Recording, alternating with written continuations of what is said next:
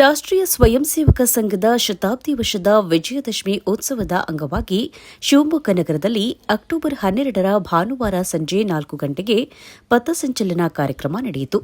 ನಗರದ ರಾಮಣ್ಣ ಶ್ರೇಷ್ಠಿ ಪಾರ್ಕ್ ಆವರಣದಿಂದ ಸಾವಿರಾರು ಗಣವೇಷಧಾರಿ ಸ್ವಯಂ ಸೇವಕರಿಂದ ಪಥಸಂಚಲನ ಕಾರ್ಯಕ್ರಮ ಆರಂಭವಾಯಿತು. ಆರ್ಎಸ್ಎಸ್ ಶತಾಬ್ದಿ ವರ್ಷದ ಪ್ರಯುಕ್ತ ಶಿವಮೊಗ್ಗ ನಗರವನ್ನು ಕೇಸರಿ ಬಂಟಿಂಗ್ಸ್ಗಳಿಂದ ಸಿಂಗರಿಸಲಾಗಿತ್ತು.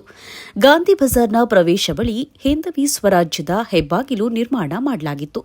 ಸಮೀಪದಲ್ಲಿದ್ದ ಶಿವಪ್ಪ ನಾಯಕ ವೃತ್ತದಲ್ಲಿ ಆರ್ಎಸ್ಎಸ್ ಸಂಸ್ಥಾಪಕರಾದ ಡಾ ಕೇಶವ್ ಬಲಿರಾಮ್ ಹೆಗ್ಡೆವಾರ್ ಅವರ ಹಾಗೂ ಎರಡನೇ ಸರಸಂಘ ಚಾಲಕರಾದ ಎಂಎಸ್ ಗೋಲ್ವಾಲ್ಕರ್ ರವರ ಭಾವಚಿತ್ರವನ್ನು ಸ್ಥಾಪಿಸಿ ಭಾವಚಿತ್ರದ ಮುಂದೆ ಬೃಹತ್ ರಂಗೋಲಿಯನ್ನ ಹಾಕಲಾಗಿತ್ತು. ಎ ವೃತ್ತವನ್ನು ಕೇಸರಿ ಬಂಟಿಂಗ್ಸ್ಗಳಿಂದ ಅಲಂಕೃತಗೊಳಿಸಿ ಭಾರತ ಮಾತೆಯ ಮಂದಿರವನ್ನು ನಿರ್ಮಿಸಿ ಮಂದಿರದಲ್ಲಿ ಭಾರತ ಮಾತೆ ಪ್ರತಿಮೆಯನ್ನ ಅನಾವರಣಗೊಳಿಸಲಾಗಿತ್ತು.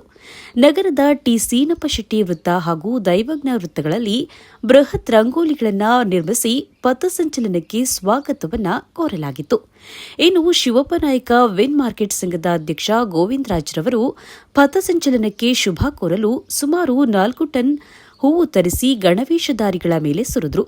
ಆರ್ಎಸ್ಎಸ್ 100ನೇ ವರ್ಷದ ಅಂಗವಾಗಿ ಹಮ್ಮಿಕೊಂಡಿದ್ದ ವಿಶೇಷ ಪಥಸಂಚಲನ ಕಾರ್ಯಕ್ರಮದಲ್ಲಿ ಸಾವಿರಾರು ಸಂಖ್ಯೆಯಲ್ಲಿ ಗಣವೇಷಧಾರಿಗಳು ಪಾಲ್ಗೊಂಡಿದ್ದರು. ಪಥಸಂಚಲನವು ರಾಮಣ್ಣ ಶ್ರೇಷ್ಠಿ ಗಾಂಧಿ ಬಜಾರ್ ಮುಖ್ಯ ರಸ್ತೆ, ಶಿವಪ್ಪನಾಯಕ ವೃತ್ತ, ಎಎ ಸರ್ಕಲ್, ನೆಹರು ರಸ್ತೆ, ಟಿ ಸೀನಪ್ಪ ಶೆಟ್ಟಿ ವೃತ್ತ ಹಾಗೂ ದುರ್ಗಿಗುಡಿ ಮುಖ್ಯ ರಸ್ತೆ, ಜೈಲು ವೃತ್ತ ಸೇರಿದಂತೆ ಅಲ್ಲಮಪ್ರಭು ಮೈದಾನ ತಲುಪಿತು. ಸಂಘದ ಕ್ಷೇತ್ರೀಯ ಕಾರ್ಯವಾಹಕರಾದ ಶ್ರೀನಾಥ್ ತಿಪ್ಪೇಸ್ವಾಮಿರವರು ಸ್ವಯಂ ಸೇವಕರನ್ನ ಕುರಿತು ಮಾರ್ಗದರ್ಶನ ನೀಡಿದರು. ಪಥಸಂಚಲನ ಕಾರ್ಯಕ್ರಮದಲ್ಲಿ ಮಾಜಿ ಡಿಸಿಎಂ ಕೆಎಸ್ ಈಶ್ವರಪ್ಪ, ಸಂಸದ ಬಿವೈ ರಾಘವೇಂದ್ರ, ಶಾಸಕ ಎಸ್ಎನ್ ಚನ್ನಬಸಪ್ಪ, ಪರಿಷತ್ ಸದಸ್ಯರಾದ ಡಿಎಸ್ ಅರುಣ್, ಡಾ ಧನಂಜಯ ಸರ್ಜಿ ಮುಂತಾದ ರಾಜಕೀಯ ಪ್ರಮುಖರು ಗಣವೇಷಧಾರಿಗಳಾಗಿ ಕಾರ್ಯಕ್ರಮದಲ್ಲಿ ಪಾಲ್ಗೊಂಡಿದ್ದರು. ಪಥಸಂಚಲನ ತೆರಳಿದ ಮಾರ್ಗದ ಉದ್ದಕ್ಕೂ ರಸ್ತೆಯ ಬದಿಯಲ್ಲಿ ನಿಂತು ಸಾರ್ವಜನಿಕರು ಗಣವೇಷಧಾರಿಗಳ ಮೇಲೆ ಹೂಮಳೆ ಕರೆದರು.